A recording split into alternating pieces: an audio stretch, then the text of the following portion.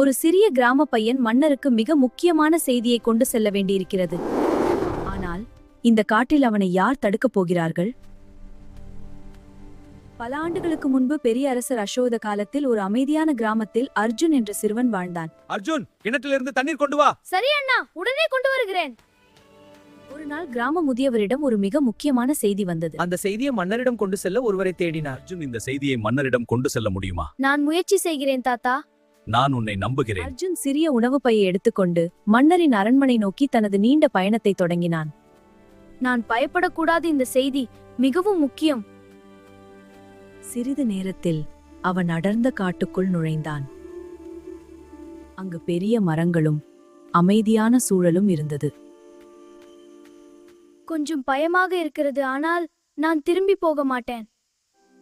அந்த நேரத்தில் புதர்களின் பின்னால் இருந்து ஒரு புலி வந்தது. அர்ஜுனின் இதயம் வேகமாக துடித்தது.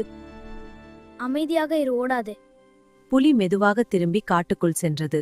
பயணம் தொடர்ந்தபோது அவன் ஒரு பெரிய நதியை அடைந்தான். பாலம் உடைந்திருந்தது. வேறு வழி தேட வேண்டும். அவன் கவனமாக விழுந்த மரத்தின் மேல் நடந்து நதியை கடந்தான். அந்த சமயம் கரும்படிகள் வானத்தில் திரண்டன. மழை பலமாக பெய்யத் தொடங்கியது. இந்த செய்தி நனைந்து விடக்கூடாது. அவன் செய்தியை பாதுகாத்துக் கொண்டு பயணத்தை தொடர்ந்தான். நீண்ட பயணத்திற்கு பிறகு அர்ஜுன் மன்னரின் பெரிய அரண்மனைக்கு வந்தான். நீ யார்? மன்னருக்கான முக்கியமான செய்தி கொண்டு வந்திருக்கிறேன். அர்ஜுன் மன்னர் முன் நிற்கும் வாய்ப்பு கிடைத்தது. நீ இந்த ஈண்ட பயணத்தை தனியாக வந்தாயா? ஆம் மன்னரே. மன்னர் செய்தியை படித்தார். நீ மிகவும் தைரியமானவன்.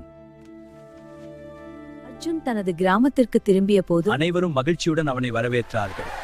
நன்றி அனைவருக்கும். நீ எங்கள் கிராமத்தின் பெருமை. தைரியமும் பொறுப்பும் இருந்தால் சிறியவர்களும் பெரிய காரியங்களை செய்ய முடியும். நண்பர்களே, இந்த கதை உங்களுக்கு பிடித்திருந்தால் லைக் செய்யுங்கள், சப்ஸ்கிரைப் செய்யுங்கள், உங்கள் நண்பர்களுடன் ஷேர் செய்யுங்கள். இன்னும் பல சுவாரஸ்யமான கதைகளுடன் மீண்டும் சந்திப்போம். பாய் பாய்.